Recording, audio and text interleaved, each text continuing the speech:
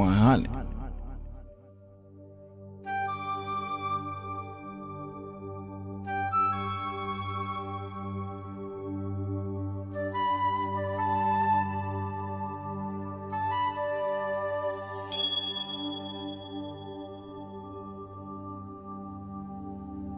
Baby, thank you, Slim. It's good to see you.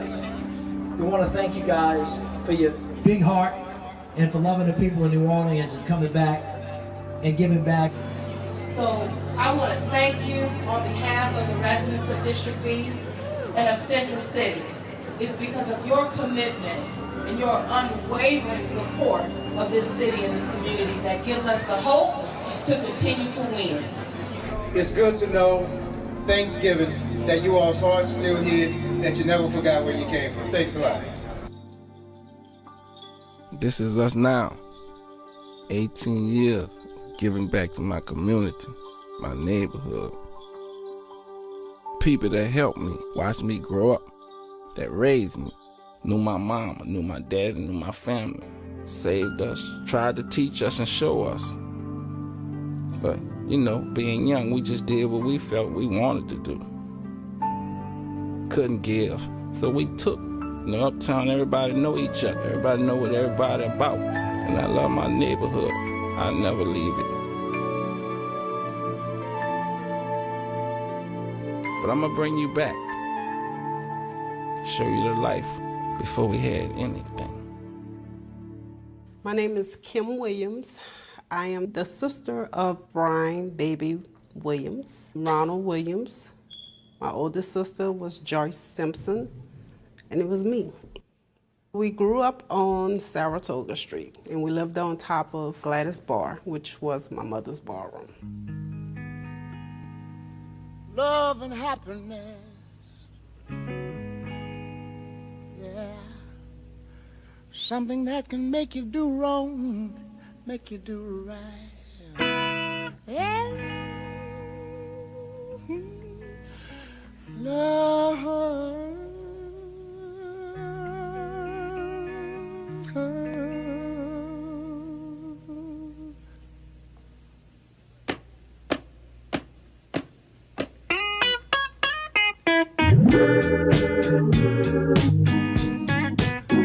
When we were children, we got along very well. We, you know, sister, brother, we played, did everything children would do. All the neighborhood kids knew each other. We always was around, we played, hung out, act crazy, you know, do little kid stuff. Pitch up tackle, that was one of our favorite ones we had, pitch up tackle. We tried to put our uncle on the Lucha Bronco. That didn't work out. We were too much smarter than it was. That part didn't work out at all. Slim and Kim was the oldest of everybody, so, you know, they tried to bully us.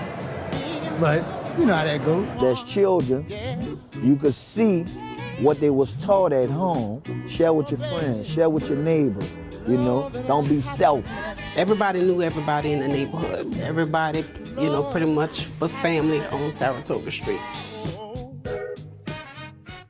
Much as I can remember, my mom always was sick. She would be on oxygen and going back and forth to the hospital. After she come out the hospital, she had this tank where they had to put this oxygen thing for her to breathe. Now, go over there and clean up and wash, and fix food for the children so she wouldn't have to try to do that. She didn't want to feel sick because she still had that strong feeling. You know, she was strong. Gladys was strong. My mama name was Gladys. Her mama name was Gladys. Shared the same name. My oldest sister, she was named Gladys, but they call her Margaret. When I was a teenager, my mother was living in Hammond, and she was living in a town called Ponchatoula. And I stayed over there with her a long time. Her and I was very close also. I heard my grandmama was a wonderful woman, beautiful woman, but unfortunately, she died in a car wreck. But my mama moved uptown New Orleans on Saratoga Street. And that's where it started.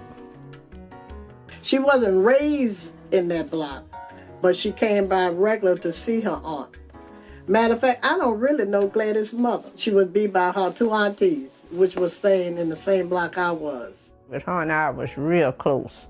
And if she wanted to talk about something, she would call me and come to me. That's how close her and I were, like if I was a mother figure in her life. And she was tall, dark, well-built.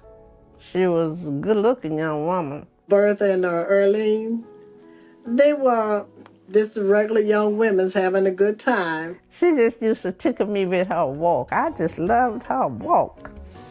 I'm 82 years old now. When I dress up and put my high heel shoes on and my clothes, I'd be trying to walk like Gladys. I would never forget that walk. I just heard so many different stories about my mama, how beautiful she was, how sweet of a woman she was, how everybody loved her. Then she met my daddy, Mr. Johnny. Johnny had been down there a while, you know, but I know Gladys wasn't his first wife. That I know. My pops was a military man. He went in at a real young age. Stayed in it for like 19 years. He married Dorothy Williams real young. She was 16. We was teenagers, you know, running. It was Cherry.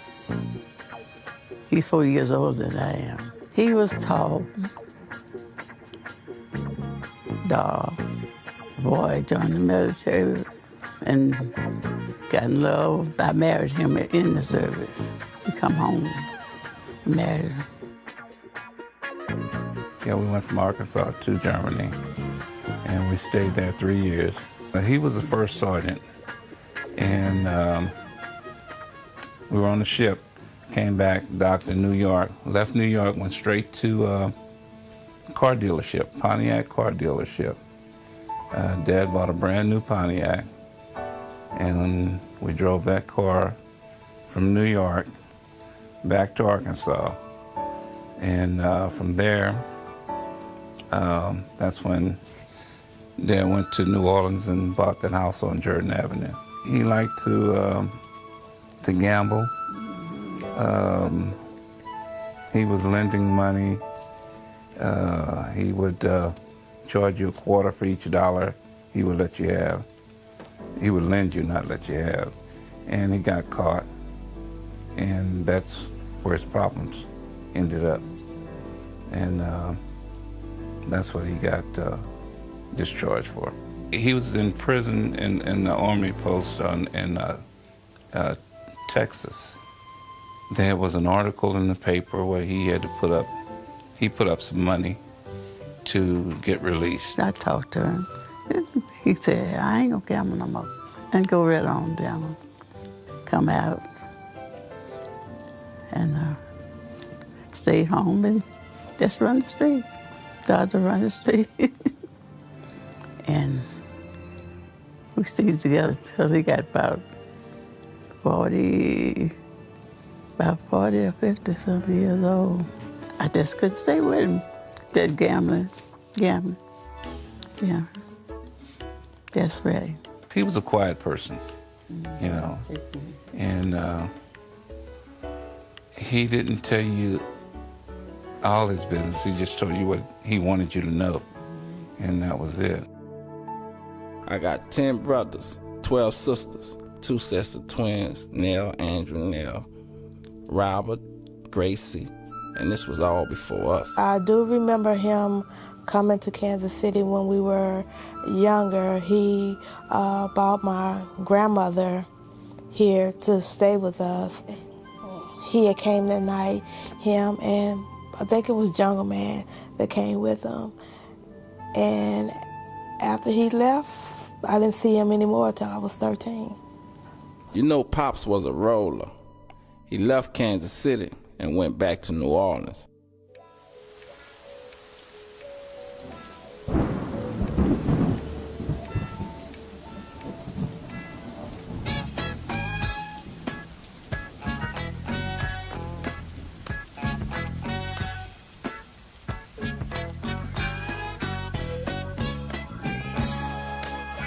When my daddy met my mama, there wasn't no going back.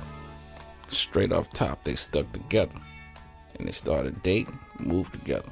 To be honest with you, they didn't care for Gladys' husband, Johnny, at that time. They learned to, you know, they accept him, but at the beginning they like, because it was age different, you know, by her being a younger woman and him being an older man. She was real young, in her early 20s. She had met a nice man, and him and her was dating, that's all. I said, well, good for you, just like that, you know, because I was happy she had met a nice young man. It made me happy. And I never forget, she asked me, how you look, Auntie? I said, well, he handsome, and we laughed. My pops was a hustler, straight out the military. He was all about some money. When they came around here, Baby wasn't born at the time. It was Kim, Ronald, Marie. Then I entered the world. When I found out he was born, I asked, what you got? She said, a boy, another boy. Everybody was happy.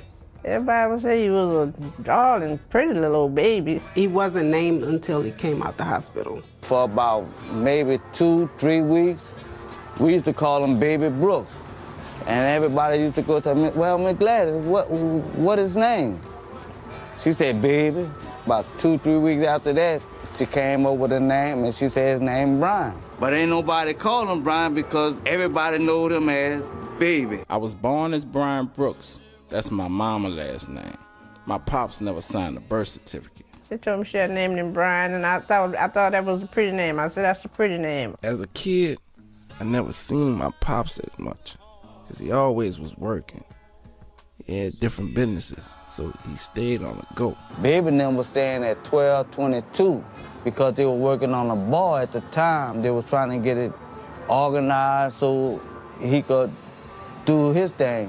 When I say he, I mean Mr. Johnny. When he came on Saratoga Street, he came to get the business, and the reason the place name is Gladys because Johnny couldn't put it in his name. They used to stay open 24/7, and he was trying to do the best he can for his kids. You know how they used to lend money, and they would call it 2 bits on a dollar and 4 bits on money like that? That was one. He was always a hustler. Whether it was legal or illegal, he was always a hustler. He made a living for his family. He was a good dad, you know, made sure we had everything we needed. My father, he took care of us, basically. He raised us. He was my dad. Our family wasn't rich. And we had to do what we had to do to get by. They didn't want as much like everybody else had, but I ain't say they was rich, but they had a little bit more, put it that way.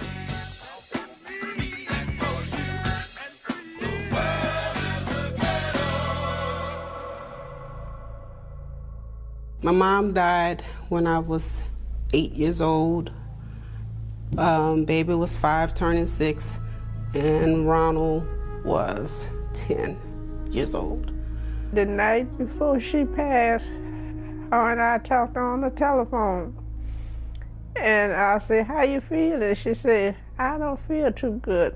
She said, I might go to the hospital later on. I said, well, I'll go with you. She said, no, don't want you to go with me. She said, I'm gonna be all right. If I go, I'm gonna go 4 days in the morning, ain't nobody there. She was worried about Brian, because Brian was a little boy. She said, well, I don't know, if I go, I'll call you back. And I was gonna keep Brian for her. And she didn't call me no more that night. I called her back, the phone ring, ring, ring. I ain't getting no answer. So I thought maybe they was asleep. The next day, my husband called me at work. When I called her that morning, I didn't get no answer before I went to work. So I went on to work. I said, well, she must be all right. I went on to work. Then my husband called me the next day and told me she had passed. And I said, passed? I had no idea, you know, she was that sick, because the way she was talking to me on the phone didn't sound like she was sick enough to pass away, you know. And I just broke down when he told me that I couldn't have it. And that was the hardest thing he could have ever told me, to listen to something like that. I can remember when they told us that she passed, how it took a toll on us. We were very young. We cried so much until we, you know, threw up. We were so sick, you know, we were young. Our mother passed. It just broke my heart. This child passed away on me. It just, oh, I'm sorry, I don't mean to.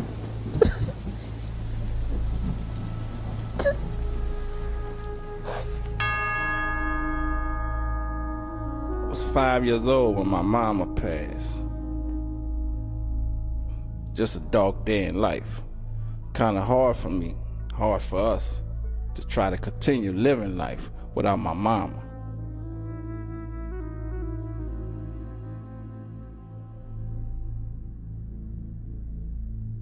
My mama brother Joseph, he flew down from Canada to visit my mom, but he didn't know that she passed. Him and my sister decided to get me, Kim, Slim, and Ray and take us for a ride. We drove from New Orleans to Canada. It was me, Slim, Baby, and my nephew, Kevin. Now, at that age, we didn't know where we was going. We know we were just riding. I mean, for days. Next minute, we know we coming from sunshine to snow. We were like, man, where we at? Man, we was in Canada, Prince George. Being out here in Canada, knowing my mama just passed, I'm young and I just was angry all the time. I stayed inside a lot. You know, it was cold anyway in Canada, snowing all the time. All I can remember, it was snowing and it was cold in Canada. I know my father wanted us back because I've been told that he worried very much. Returning to New Orleans was something I wanted because I wanted to be with my daddy, knowing I just lost my mom. So we came back to New Orleans. I don't remember much of that. I just remember being back in New Orleans. We pretty much separated. My mom went her own way, and she took me, of course. And, you know, Baby, Slim, and Kim stayed with their dad. When we came back, you know, he had to turn us over to child care because they was looking for us because we didn't have a legal guardian. So we became property of the state. We was put in a boys' home for like 2 years. My pops went back and forth to court and proved that he was our biological. And when my pops got us back, my name became Brian Williams.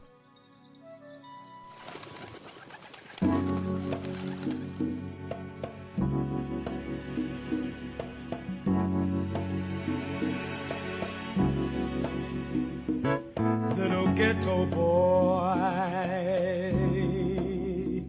playing in the ghetto. Yeah, we back on the block. Yeah, back with Pops. This is where I always wanted to be with my Pops. And have to face responsibility. Now that my mom's passed, Pops had to move on, so we had to respect that. My name is Patricia Williams, and I met Johnny in 1974. Some friends and I used to go by his bar and eat seafood. He had a Wednesday seafood. I met him and we began talking. He had just gotten the kids back, where he had got the lawyer to do the procedure of the adoption and everything. Johnny worshiped his children. He always was a person, took a lot of time with the kids. They was playing ball, wrestling. We started dating at that point because I had the younger boy son, which was Eldrick. He had an apartment over the bar. It was a small apartment at that time. About 8 months later, we started living together. We grew up on the top of this building. 2-bedroom house, bathroom, kitchen. We used to play around here. I mean, it was just like a family thing around here. Me and Elton and Baby used to hang together, and my brother Frank and Ronald used to hang together. At nighttime, and when they in here, you'll hear the music when you sleep by us being upstairs. And they going in the ballroom at the age of, yeah, right. They wasn't supposed to be in the bar. Baby's 6 years old. He'd run through the bar, get $10 like it was $1 way back then. And then he'd go out, maybe be gone about a couple of hours and come back, and Johnny would give him 5 or 10 more. Baby was real Bishop sport. Brian. Oh, Brian, that was his That boy. was his heart. Mm-hmm. Brian. That's Mr. Johnny just said. Yeah. Brian. I said, you shouldn't do that, you sprawling them. And Johnny would always say, I ain't worried about that. He said, because my baby Brian one day gonna be a millionaire. My husband said this. He said this. And I'm not saying Baby said this. This is what his dad said about him. I think what Johnny was doing was basically teaching them the business role and the responsibility of taking on a business role. So they had jobs before we knew what it was to work. As a kid, I saw it all. Everything went down on the block. Hustling, tricking, prostitutes, drugs, everything. Joe Shorter was in the 1300 block, and all the little prostitutes used to come through the alley. Had pimps around there. Had prostitutes. If you wanted to find like a hookup around here, this was around here the area where you look at. Going in and out. It was no shame. They was doing it like it was a 9-to-5 job. Central City, that's the worst place in the world. It's almost like a bottomless pit. And Joe Shorter was like right in the next block from Gladys was here and it sits on the next block. So we seen all of that by playing in the streets and all that. We seen all. In fact, we knew a lot of them. This ballroom used to stay open 24 hours a day. You had a lot of drugs dealing going on in the neighborhood. A lot of stuff went on. Murder, just game after game, that whatever they can do to you to get anything out of you, meaning money or any of your possessions, they will do around there. So that was a rough place to come up at. You wasn't gonna take nothing from my husband. You wasn't gonna take nothing from him. Knowing my pops stay strapped, but this particular day, he wasn't. We had just come from the wrestling match that night. And they had about 3 or 4 people in the bar. He was up in the ballroom and all of them was having a good time, not paying attention to what really was going on at the time. And I had just brought the kids upstairs to make them take their bath to go to bed. And I heard the gunshot. And next thing you know, we heard like maybe 2 shots. And everybody broke out and ran. And I run downstairs. And Johnny was tussling with the guy. The gun had went off. Johnny was tussling with the guy. And Johnny got shot in the side. We ran around the block and we come back. They said, oh, Mr. Johnny shot, Mr. Johnny shot. Somebody tried to rob him. He got shot up in here. The guy, they got away. But I heard later that one of the guys got killed the next week trying to do the same thing to somebody else on Baron Street. I don't know who tried to rob him. Nobody in the neighborhood tried to harm him. He wasn't in the neighborhood. It was some stranger. Yeah, but nobody, no one would harm him. Like I say, he was generous. He was a kind-hearted person. The block was like a family. Everybody knew everybody. That's where it went down. So my pops sent us 2 blocks up by Miss Antoinette. Well, number 5 guys in the block. Babe and Ronald, and me and my brother, and another guy called Man. We was the only guys in the block. So the boys liked to play together. We played football, baseball, everything in that block. But Mr. Johnny, he wanted us to make something out of our life. When he see we doing something wrong, he'll tell us, threaten us, if you keep doing the same thing, I'm gonna beat you and all this. So we try to stay on the right track because he was always watching us. Saratoga was,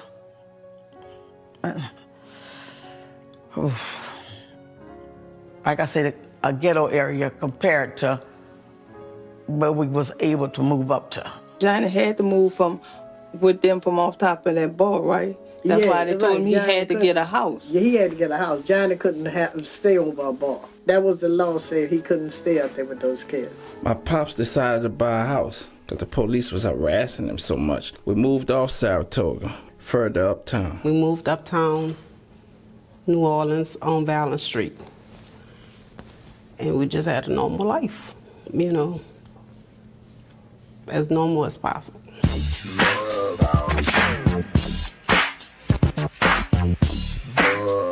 I had 3 kids, Johnny had 3 kids.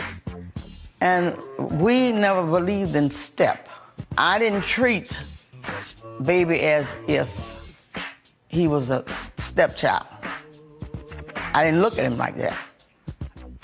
I felt like he was mine. Kim, it was hard for her saying Mom. She always addressed me as my stepmother. I think she just had a hard time adjusting to losing her mom. They loved Saratoga, and once they met new friends on Valence Street, they loved them too. Still coming back and forth on Saratoga Street, but the bulk of the friends was up on the other end. It was nice over there. They had 4 bedrooms, so then you had Mr. Johnny and Pat, then had Kim had her room. Then LJ and Baby, they all of them still in one room together. So we have bunk beds in there. We have 2 bunk beds where it be 4 of us, so them 2 on that side, the other 2 on this side here. Man, when you think it's just gonna be 4 of y'all in one room, before you know it, man, it's like 6 or 7 of us in there. They was living way up amongst people like us, like low-class people, you know what I mean? So they was just beautiful in the house and everything. Baby and Kim fussed the most. Eldrick and Kim was the closest because he wouldn't mess with her as hard as Baby would mess with her. He would do little things to aggravate her. And Ronald and Kim was close to her. My grandfather and my grandmother raised me. They were so particular about me going around stepdads. But when they first met Mr. Johnny, there was none they could keep me from him. They grew up good together. They got along. Me and Baby stayed probably like 4 blocks from each other. He stayed on Valen Street. I stayed on Robert Street. That's like 3 blocks, 4 blocks apart from each other. It was a young crew, me, Baby, his brother Eldridge, Slim, Corey, Joe Casey, Casey, Vamp, Pat Norwood. Man, it was like 20 or 30 of us young kids that was growing up in that 13-ward area. And we just like regular little dudes at first playing football and popping wheelies. Every day they played ball in the street. In the middle of the street, they played ball, skated, doing things like that. It was a residential neighborhood that we made out of project. Just they had no bricks. It was invisible bricks. Miss Pat, she raised me. My mom was like a mama to him. I'm in the Magnolia Projects, so that's like right up the street. My dad was in and out the jailhouse, you know, ever since I was like 3 years old. My father owned a ballroom in a limousine service. So, like, me and Baby and them came up with some daddies who had clever entrepreneur mind. When I went to them, you know, it was like I was escaping from the projects. Pat accepted me in as her own child, but at the same time, I had to follow the same rules if I wanted to lay here and stay at 2615 Valen. The house they moved in actually was the biggest house on the block. So when they moved in the house, like, what else moving in the house?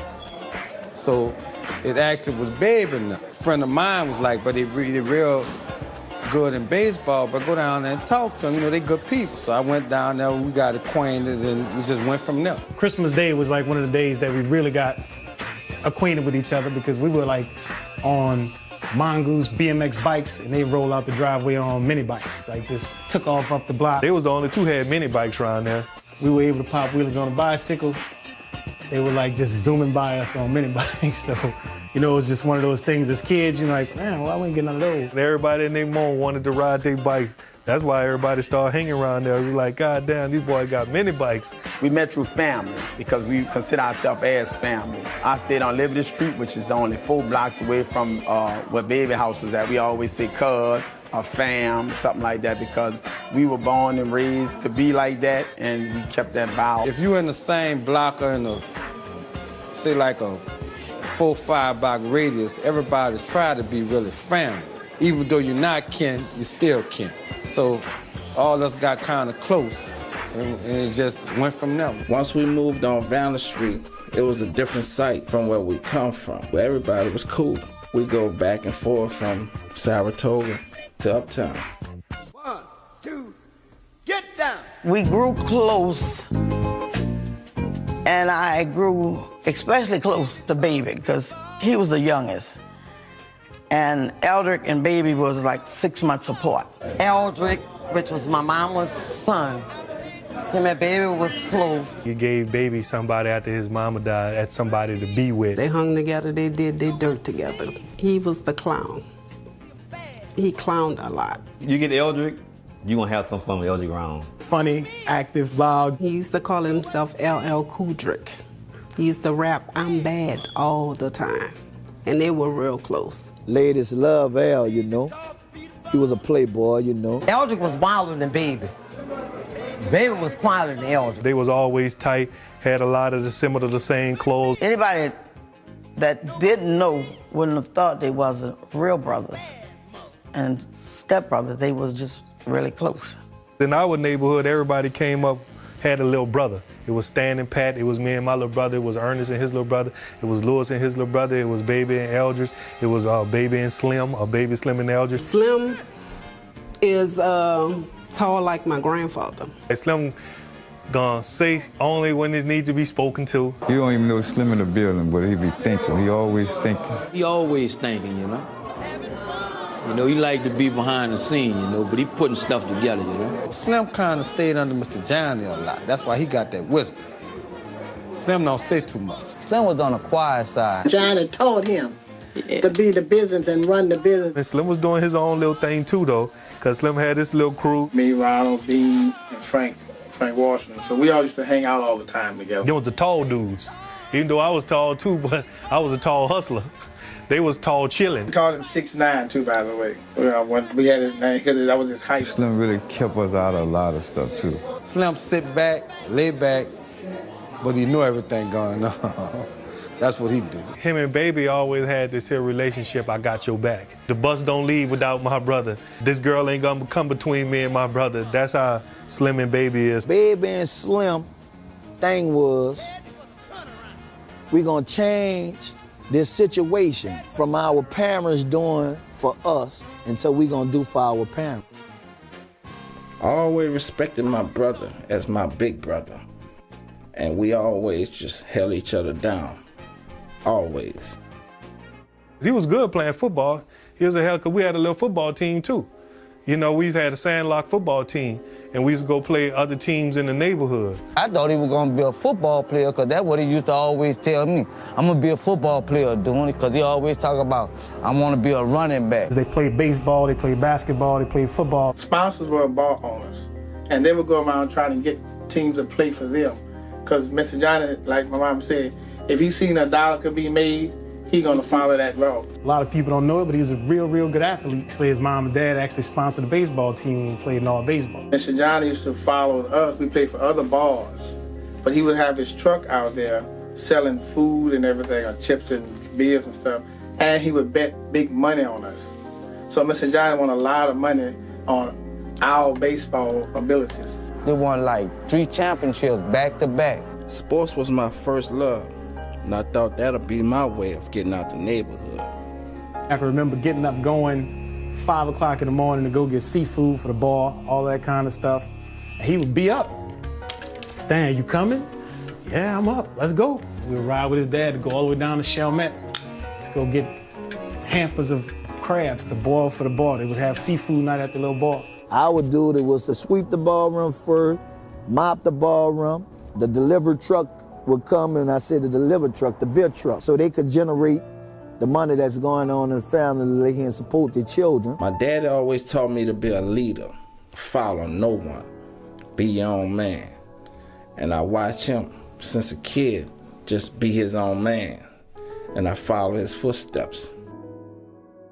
The basement was a place where some people who wasn't familiar with the house and wasn't familiar with the family, that's as far as they go. That was the place that everybody hung out, was in their basement. All kind of decisions were made in the basement. Some shit went on in that basement, bro. Sometimes you could be a kid making grown-up decisions to do some things.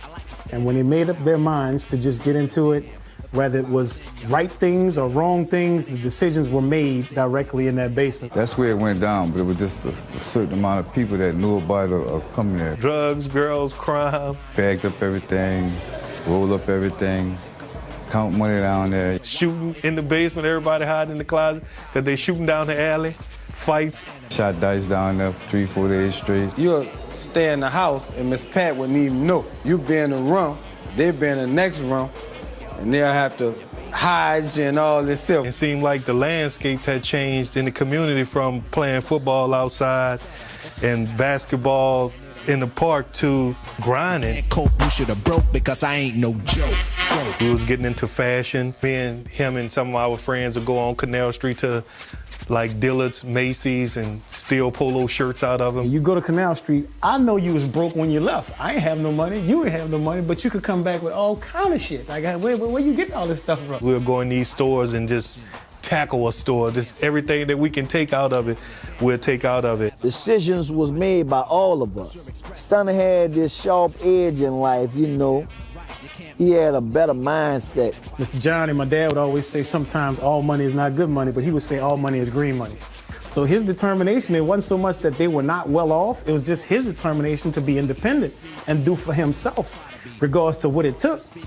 He would make it happen. Once you become clean and going to school with all kind of polos and everything on, you know, the next thing come, how you gonna get your car and some money? They had to go to school, had to. And if they got into any trouble, I wouldn't be the one to find out. He told one of my best friends when they was in junior high, like, I'm gonna be a big time rapper mogul one day. I mean, he called it.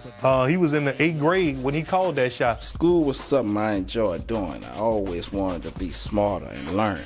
I look forward to going, and my school was in my neighborhood. Middle school, Woodson, they were, he would hang with these group of guys, and I guess they was getting in trouble back then. So our typical day was get up in the morning before we go to school, you know what I mean? I get up in the morning, go take care, roll up, do this, get everything prepared. So by the time I come outside, everybody already, you know what I mean, on the corners, you know, walking away to school. Like, I mean, you want to, if you do that, you do your little thing, and you go on to school like a normal day. Because your parents was strict about you, you know what I mean? You got to be at school. As he transitioned into like that early teenage stage, his just determination to just make some money, because he was coming from a situation where his dad always was there to produce some money. So the deal was, I don't want to depend on my dad. My dad's not going to be here forever, but I don't know what it was about him that said, you know what? It's time to take on adult decisions and do things either right or wrong. I'm going to make them work. He went from, you know, wanting to do breakdancing and all this, and all of a sudden that shit just came to a halt. It's like, it's time to make some money. Around that time, when they was paying $3 to something an hour or something, why would I go do that? It don't add up. And drugs was the only way for us to continue to wear the fancy clothes, and then we started driving cars, and at the time, you know, everybody wanted a nice whip with some rims on it. First of all, I tell him to stay inside, so he was inside with it anyway. I'm the one that really was on the corner, you know what I mean? And nobody really knew it, because he'd go to school. Yeah, our parents kind of strict, but they didn't know what we was doing. We played that role. Birdman, he had probably 10, 15 cars that he didn't even know, houses, everything. I could recall him having a fascination with cars in his early teens. By the time he was 16, he had 7 cars. But nobody would ever see him. He would park cars all over. When he leave, he walking. When he go where he going, he drive. Where he going, he gonna park probably 5 blocks away and walk up to where he's going. He bought a Oldsmobile, and I thought it was so funny, and he had metal flakes in it like on a boat, and with some Trues and Vogues, and I bought me a Cadillac, like just plain white Eldorado with a wheel on the back, and he went and got this Buick Oldsmobile painted like, had the boat metal flakes in it, like it was so metal flaked out, and that's when I knew Baby was different. They were just parked on the streets, like around the corners, some all over, just everywhere. They were just parked. A Cadillac Cimarron, a Mustang, a Suzuki Samurai. He had the Audi with the white interior. Impalas, like the two-door, the 2-door and the 4-door. A Buick LeSabre, a Lincoln Town Car. The Taurus with the white interior. He bought a Taurus, and he bought a Taurus station wagon, and he put them loud colors on it again with white interior. And I knew then, I said, Baby is different from all of us. Every time a car came out back at that time, this was just only through the street. He was getting every call that actually came out. Growing up in the projects, I was infatuated with money, jewelry, cars, power, something we never had.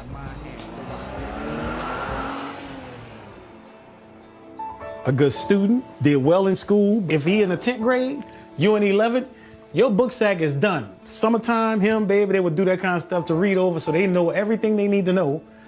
The next school year, do all their schoolwork in advance so that if they're missing school for a reason, the work is covered. Everybody else got book sacks. This dude got a briefcase.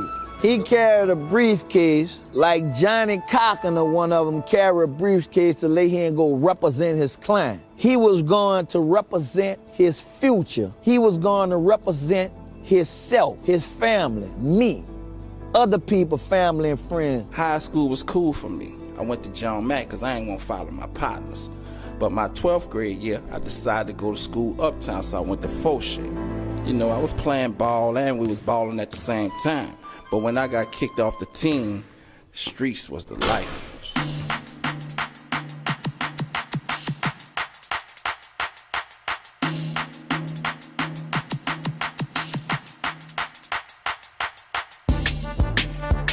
One of the conversations was, I got to meet Mia Connect to get out of this stuff because I can't find no job, can't open up a business because my dad already have a ballroom. Mr. Johnny was much older. He was like, you know, my dad not gonna be able to do for us forever. It was no way out but to say I need to meet me somebody or I need to stand on the corner all night till I get my money right so I can, you know, get myself out of this here poverty. Whatever he said out of his mouth really, like, it came true, it was just like a reality, like he saw it before. One time, we went and rode by out in the Porsche shop on Tulane Avenue.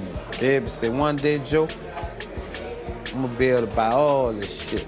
If it came up with a plan to do something, it was like his decision, solely his decision. He wasn't allowing nobody else to just, you know, well, come on, man, I think you should. No, that ain't gonna happen. Whatever Baby had idea, he put it into a plan and it always came out right. The only way we was able to do that, we had to talk about how we was gonna come up. And come up was taking the chance on selling drugs. It was never, I'm gonna do enough for me. He would always make a decision that was gonna provide for more than just him. But we come outside and we took care of business outside, not in the yard, not in front of the door.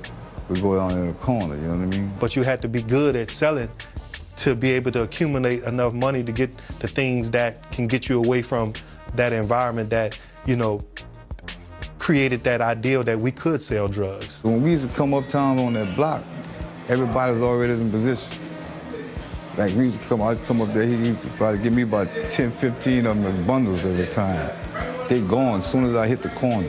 They had already sold up the area where we was at in the 13. Well, he had already like controlled the neighborhood around there, so I had to go in another area that nobody ain't really state claim to yet. We sell cocaine and crack, so you know what I mean? It's like we grew with all this stuff, but very low key. We was on some real hardcore Conrad shit, you know, he kept us eating, you know?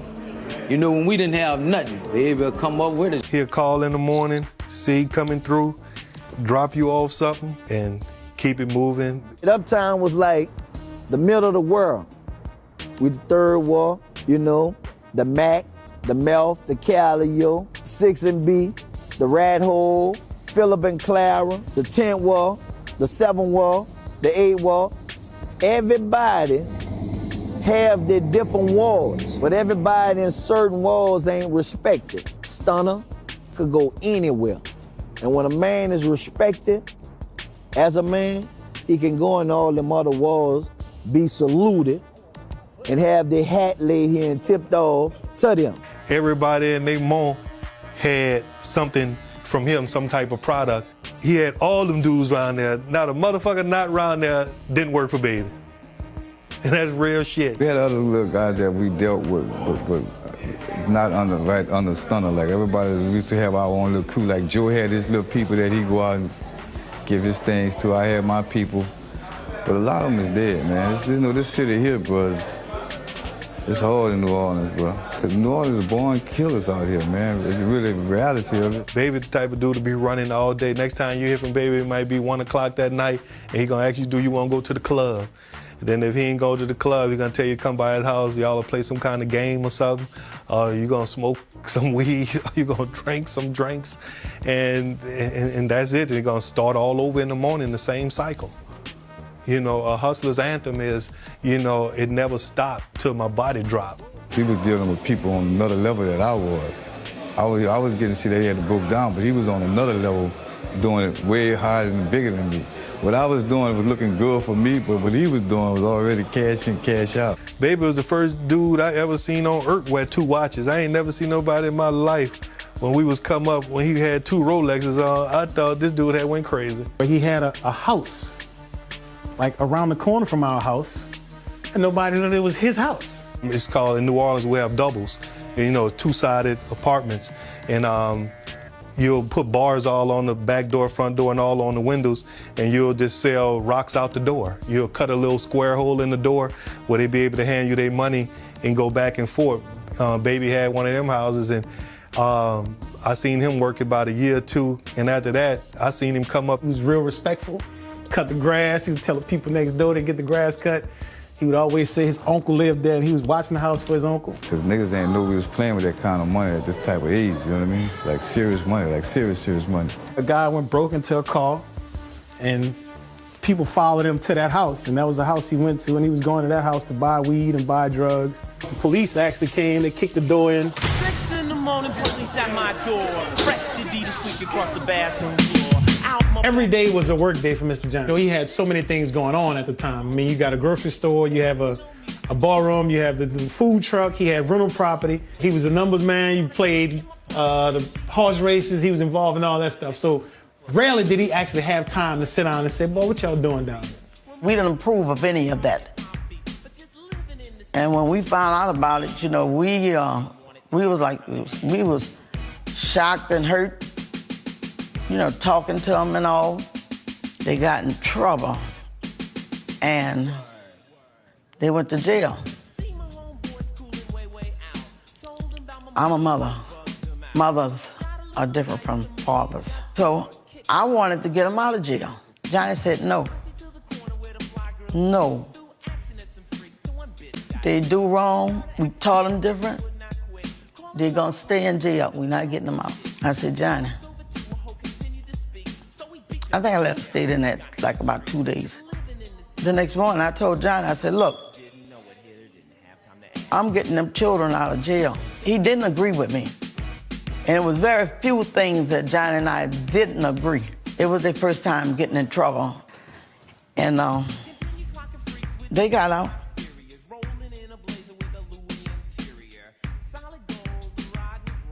When they kicked in the house and they did what they did, they roughed them all up. I think they might have took like 80 grand, like $80,000 in cash that nobody knows nothing about, no kind of way. The police just, and it was a jack move. They took them to jail.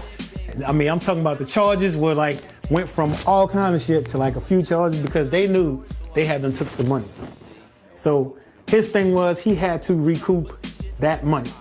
So he was insistent upon when he bonded out of jail to making a move that he probably would have never actually made. They went to the St. Thomas to school. They got out one weekend. The next weekend, they was back in again. Yeah, when they got caught coming out that St. Thomas, because they was throwing all black dudes away. They was throwing all of us away at that time. We thought they was over then. It backfired. He wound up getting popped with 2 people. I'm saying 2 people, he would say 1, but to this day, me and him argue about that. I'm like, there was more than 1, it was 2 people. And people had heat on their back already. And they had to bring in somebody. So they chose your ass to bring into it. You not in their circle. You knew 1, but you don't know the other one like that. But you know, and that was one of his things that he never really do.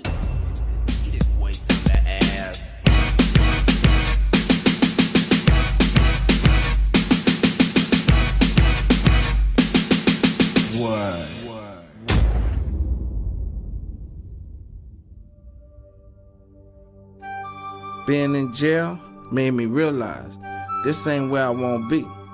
This ain't how I'm gonna live. I learned all the tricks of the trade at a young age. When I visited him in jail, we talked and he said that he would, once he get home, he would change his life. Me and Slim choose to go see Baby, and my mom and my other sister choose to go see Elder because we had to see them at the same time. He used to always tell me, Rita, he said, when I get out here, I'm gonna do right.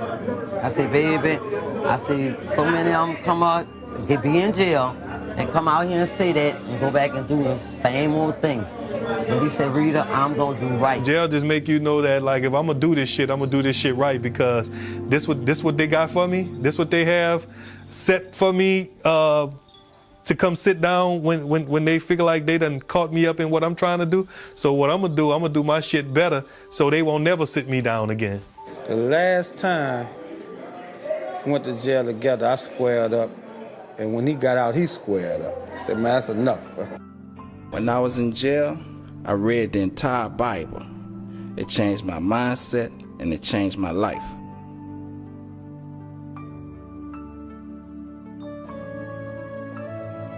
When you coming from the streets, selling drugs, killing, back and forth to jail, putting 18 to 20 years out there on the slab, you got to know somebody, mama, grandmother, auntie, is praying for you. You done gave up everything that you had, your worldly possessions that God created you. You gave it up to work for the devil because you know what you putting out here is not something that is going to produce itself. It only take away from itself. So you're gonna need your grandma, the neighbor. You're gonna need just a person who see the police hacking you up. Lord, I hope that boy get his life together. You may not even know him. People with silent prayer are going in the prayer closet for you, going to church and telling the preacher that I have a boy, could you keep him in the church, keep him in their prayer? Because that's the only thing that can get you to where we are now. Baby real religious, him and Slim, man. Real religious. They know this by the grace of God. Anytime things went opposite of what he said, shit just never worked out right. They tried to rob him downtown. Somebody kicked in and started shooting through the door. They could have killed him then, him and Joe Casey, when they robbed him downtown around John Mack. He got out of there with the blessing of God. We would pray and cover them in prayer and just ask God to keep them. I guess it just makes your faith grow to know that the grace of God is that powerful to keep you in the midst of all this negativity. And they have many friends that they've helped to bury today, and yet they're still alive. So it just shows you the testament of their spirituality. Coming from where they came from, you know, and then the background they had with the mamas, their daddies, my mama, my dad, and my grandmother, his grandmother, you know, they always believed in prayer. And like they say, you know, you had people around you that was praying when you wasn't even praying for yourself. You may pray, like, God, get me out this, and I'm not gonna go back, right? It might not happen when you want it to, so I'm gonna test you. I'm not gonna give it to you right off bat. I ain't gonna give it to you right off bat. I'm gonna see if you're gonna go back. And if you don't go back, I'm gonna bless you. And that's what he did, he got blessed.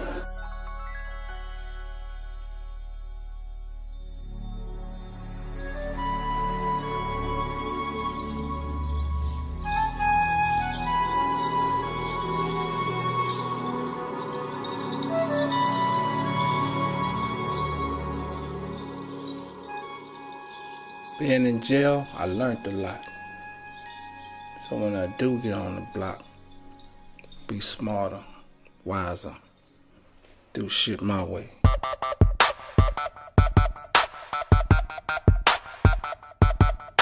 He came out with a whole different mind state. When I say a whole different mind state, he came out with a whole different mind state, which means he was on this positive kick. He was like, you know, I'm coming home. Continue, come home, and still did the same thing though. But this time, certain people he had to leave behind. Reaching and attaining a certain level streetwise, a lot of people wanted to deal with him. But because of his way that he dealt with things and he chose not to, he could choose not to deal with you because he feel like you talk too much. He could choose not to deal with this one because he want to be on Front Street all the time. He could choose not to deal with this one because he knows that one. He ain't right, so he would just exclude a whole bunch of people in the neighborhood. He would only deal with like one person out of the neighborhood. Fast money brings a lot of trouble, brings on heartaches, but you know, as you get older, you realize, man, I could put my energy in something else that'll make legit money, and I don't even have to do this. Now I say to myself, man, this cat been in jail. I come out with this mind state, this idea to do this here. So if you say to yourself, if he can put together a group of guys to go out there and make such X amount of dollars for him, he can use his mind to do something else. And that's what he did. Well, the first day I seen Baby coming home, I was coming up Robert Street almost to Ferret. He was coming up the street drinking some 8-Ball or Old English or something. I know he had a quart in his hand. And he had that baggy jogging suit jacket on, and he told me he about to bust it open. Busting it open when you gonna get all your drugs, you gonna make the block hot, the police can come, the robber man can come, but at the end of the day, you gonna win.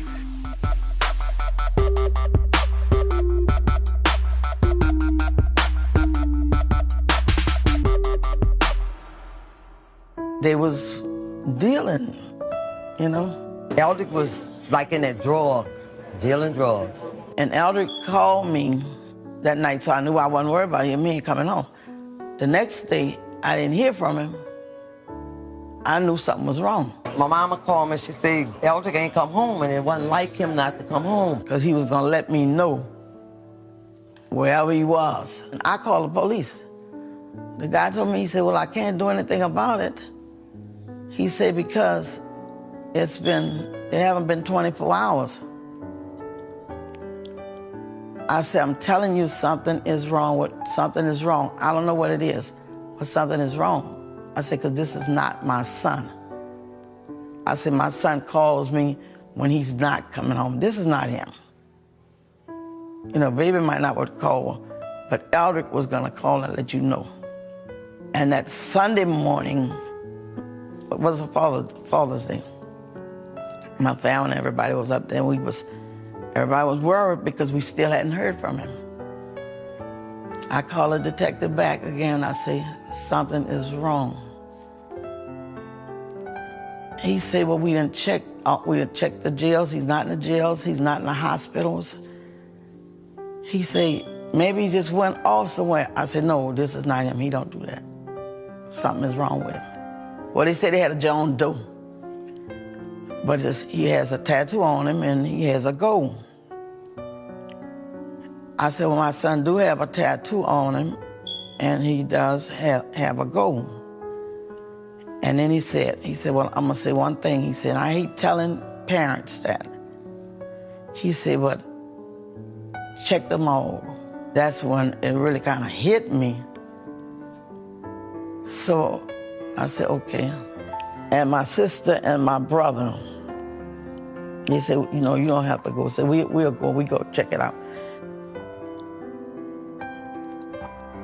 And my brother and sister left. I was just sitting, really just nearly like spaced out. Because I knew something was wrong. I knew something was wrong, but not death. So when they come back, about an hour later, and they didn't have to say anything to me, just to look in my sister's eye.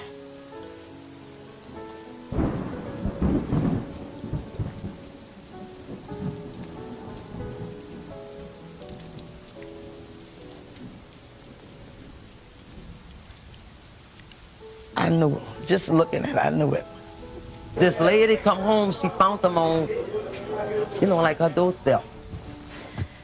So, but that's when I really think baby turned his life around. And you know, that's what I think turned his life around. He's seen what happened, what stuff like that could do. We still don't know what happened. It's just like a big mystery. Maybe I would have lost another son. You know? When I lost Eldrick, as close as we was, really just me ain't give a fuck about life.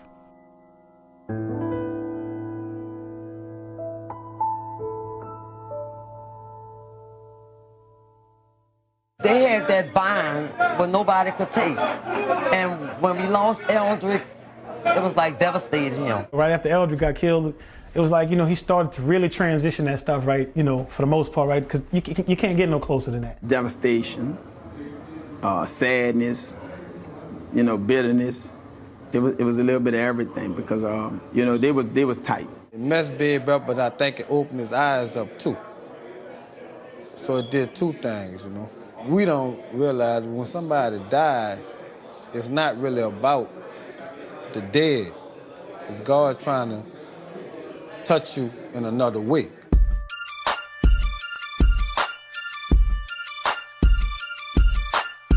I can remember the first house he purchased on Hammond Street out in New Orleans East. I think they wanted like $75,000 for it.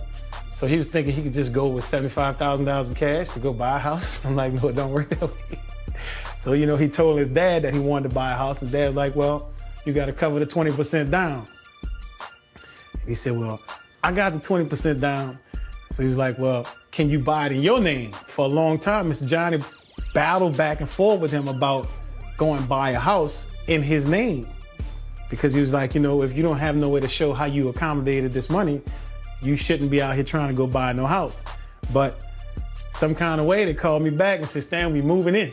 Him and Slim was getting apartments. They was buying houses. I'm talking about real talk. They was buying houses where everybody else was still living with their mamas. His focus never was what we could do today and have for tomorrow is what we can have for the rest of our life. Then from Hammond Street to a club on Downman, what was that, Magic City? What was that? Club Magic. We went from there to Kit World, a little car body and fender shop. We partnered with some guys. They were all of these people who, they had things going, but they were strapped for cash and couldn't keep it going, so he wound up getting into partnership with them. When he get into partnership with them, then he wound up taking it over, then he sell the entire business. So it went from that. It just started steamrolling from there. Eldrick used to always talk about rapping. Used to walk around rap, right? So when Eldrick died, it may have inspired Baby to do it more so, because he knew that's what Eldrick wanted to do. We held a conversation one time in my room. How many hustlers on that side of the fence survive and retire from it without losing nobody, without nobody dying, without nobody going through some hell of a jail time? I don't know many winners. And he was like, well, I don't know none. If you said nobody died, nobody went to jail, I don't know none. I said, well, it's time to do something different. And he said, that's when he told me, he said, bro, I'm way ahead of you, Stan. I got my mind on something that's real serious. And at the time, New Jack City had came out. That's what we was playing with. We was playing with real money, like at a young age, man. It was cash money. Growing up in these streets, watching a lot of my partners die and go to the penitentiary, made me want to do something different in life. So I chose music and started Cash Money Records. They had hooked up this here record company and kept saying he gonna do it. And I was like, man, we in the street. I don't know nothing about no rap thing. What you talking about? Only thing I know is how to get out there and make that illegal money. He was like, Red, it's a way we can get over this and stop. He was like, if I take this step into the rap game, I don't want to do this. So when he got into the rap game, it was no more that, you know, like some people say we still do a couple and ruin the chances. He gave all that away. He gave away houses, all the old cars we had, all the houses, gave them to his family. Like they still exist today. They still stand in them. Like he gave all that away and he went out there with the rap and just stuck with it. But ain't no more hitting and missing, still selling them. No, there wasn't none of that. He gave all that away. So him and Slim came up with an idea and it turned into a plan. All of a sudden, he got the paperwork done on it. He took the same hustle to the music business. What really made me look at Baby and Slim at that time, especially Baby, because me and Baby really ran day for day, night for night. I seen the determination. And me, myself, I was still on this negative thinking. And he was determined to say it was a better way and it's another way we can make money without selling these drugs on the street. They needed some money to do it. And they didn't have it, so me and Johnny, we gave it to them so that they was able to do it. Straight stunting, Cash Money Records in the house. Got it all going on behind us. But so I got my man Manny Fresh in the house. What's up? What's shaking? And who's that other guy? Billionaire status, because I've been having millions. You know how got Baby in the house, CEO representing. All that, whatever you want to name it. Just call me Money, Don P. Cristal, #1 stunner, CMR for life. It don't matter. My dream as a youngster was to be successful, be somebody, be a leader. Grind hard, never quit, never fold, work for it. When the party over, we should be about 60 years old, right? With about 100 million drunk and chilling with our children. Being in jail, coming home, thinking about how you could do something to better yourself, be something, be somebody. Then you lose that somebody who gave you the motivation to be somebody. Now life changed again in a different way. They had so much security at that hospital. They was just not accepting. They was just like, they was going crazy because my husband was in a car accident. The accident, you know, happened on Forest Street. You know, my mama called me and she told me, she said, Mr. Johnny had an accident. I said, an accident? She said, yeah, somebody ran a stop sign on him and they ran into him and he hit a house on Forest Street. See, when Johnny had the accident, they rushed you here to a trauma hospital. But Johnny's primary doctor was at a private hospital. So I called him the next morning after the accident, because my first thing was to move him. And he told me, Patricia, he said, it's not gonna do any good to move Mr. Johnny. He said because 90% of his brain was dead from the accident. I couldn't tell my kids that, not from the beginning. I knew this, but I couldn't tell them that. But I knew that the state had to hold him on the machine 3 days. So I felt that that would give them time to sort of accept, along with me talking to them. The night that they pulled the plug, it was hard, really hard for them.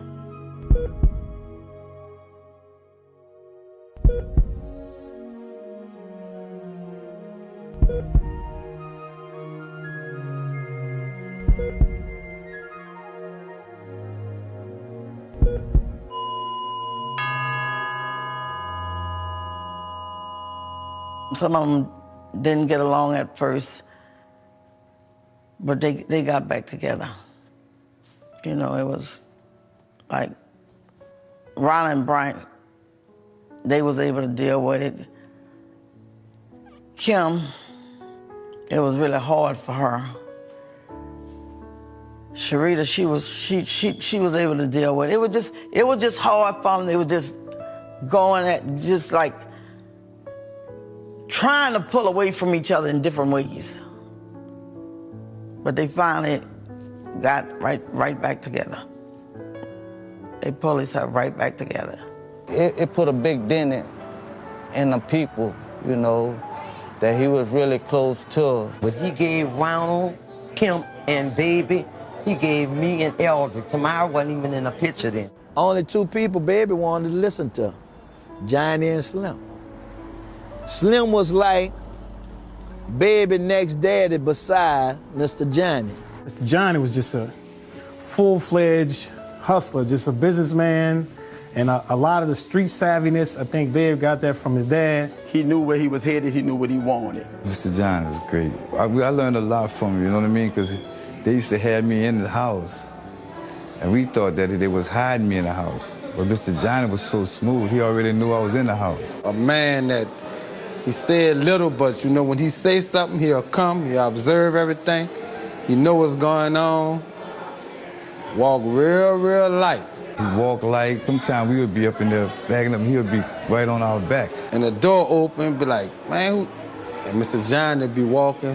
But we would play it up, cover it up, and, you know what I mean? We already had the plan to cover it up if anything, somebody walk in the door, because the door was like right behind us. Everybody hear that car coming down the alley, and now we already in the basement, and it's like a little hallway, then you get to the basement part. Boy, everybody will run and hide in one closet, because he didn't want to just see 30 dudes down there in his basement. I mean, even though he used to come there and hoop and holler, tell me about I shouldn't be there, he ain't never really put me out of there, but I still stayed there like all my life. Mr. Johnny was a good man to us, huh? You know, he took care of all of us, huh? He was just one of them parents who just figured, you know, I'd rather him be here not getting in trouble than to be on the streets, but he didn't know we was the trouble. Mr. John always tried to let you know to be legit and make the money that way where you don't have no trouble. Like Stunner would say, I seen it from a bird's eye view.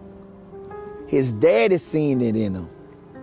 But as a daddy, you're supposed to see a bright, successful future in your child. We just signed for a big fat 30 milli, or however you want to call it, 60, 80, but we just joined our company with Universal, so everybody can watch out, because we about to make it happen.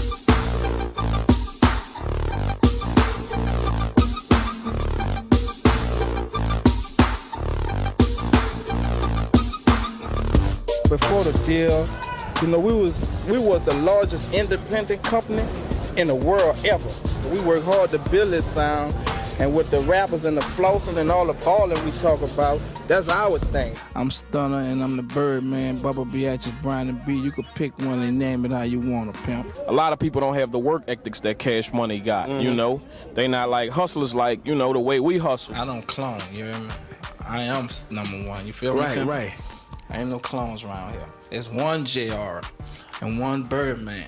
We neighborhood superstars, Dad. I put all this together, me and my brother. Cash Money gonna represent uptown, downtown, New Orleans, whoever on this label, where they from, we're gonna represent it. We straight uptown, fresh from downtown, and we're gonna represent our ward. You know, that's just us. That don't bring no money to us, but that's how we spit it. Right. That's just our motto. I don't even want to be on TV. They beg me to be on TV. But guess what? I'm going to show my ass, partner. I'm going to shine, and ain't nothing going to stop me. When I come through, homie, it's big rims, big ice, and big things. I'm telling you, it's all gravy, pimp. I'm really just into, opening avenues and just altering my power. Still feel I'm a gang spitter. I can't rap. I got Wayne for that. Anybody want to rap, they can holler at Wayne. Wayne gonna entertain you on that level. Right. My interior costs $25,000, dog. That's cost more than some niggas' houses. I'm fly, dog, for real. I'm around the best. Wayne the best that did it. I raised him. I really want to open a lane so my youngest could come behind me. You feel me? We got the music thing. That's a pattern of life where we can come up out that ghetto. The grounds that made me, where I come from uptown. You heard me, Saratoga and Rattle, Malin, Pat, Bryce, Lag, Daramo, a lot of resting in peace. And, the Melpomene Project, La Eddie Paul, where I come from on the 3rd floor. Over there with them, rest in peace to a lot of soldiers we left in there. And big ups to the Calio Project, the Magnolia Project, where I come in, where I put my bones down, where I made my bones at, with my brother Shaheed, who really, 2nd floor, gave me all the game I ever needed to survive in this world. And I definitely got to go up further uptown, Valley Street, Coochie Miley, rest in peace to my little brother, the Northwoods on the corner world. Everybody who lay their crown down, their brother, for the mountains from where we come from. And definitely Big Rufus, Sugar Slim, Squaloo, the little homie Jack, Fresh, everybody who held it down for us to get where we got and what we trying to do and what we want to accomplish. Cash Money ain't gonna never change. We gonna always be neighborhood superstars. We gonna do this to 3,000, Playboy. If money involved, I'm out there, and I can respect it. If money involving a nigga out there, that old foolish shit, that nigga get some money. Oh, Lord. Birdman the third. Let the money talk, cause we really eat. Round table, all the bosses meeting. Fast cars, jewelry, and coliseums. Fuck a hater, my nigga, we don't see him. I got too much money. Too much money. Oh, my baby is slim. Bitches know I'm cash money. Cash money. I'm cash money. Yeah. Birdman, I'm a motherfucker. We gon' eat cause I'm a born hustler. Go and get it, we gotta get it. Make the money, nigga, and flip the digits. I put my Wardy on another cape. My lil' Wardy, he a real gangster. And every summer we gon' still shine. Cause every day we on a hard grind. You little niggas ain't ballin'. Put some respect on my name, Stunner Man, been ballin', been shot callin', make my little dogs into big dogs, uptown, been ballin'. Money talk cause we really eatin'. Round table, all the bosses meeting. Fast cars, jewelry, and coliseums. Fuck a hater, my nigga, we don't see him. I got too much money. Too much money. Oh, my baby is slim. Bitches know I'm cash money. Yeah. Big Rufus, let's get it. Yeah.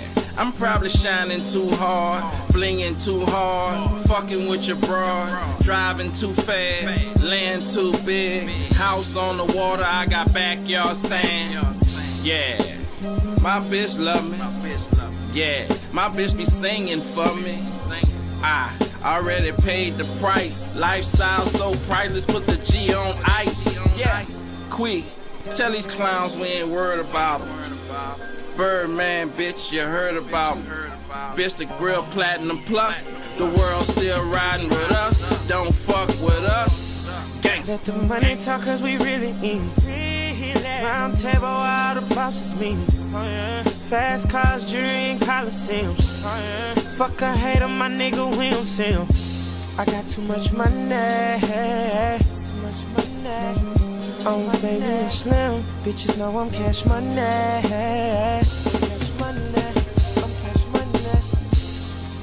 Thank you.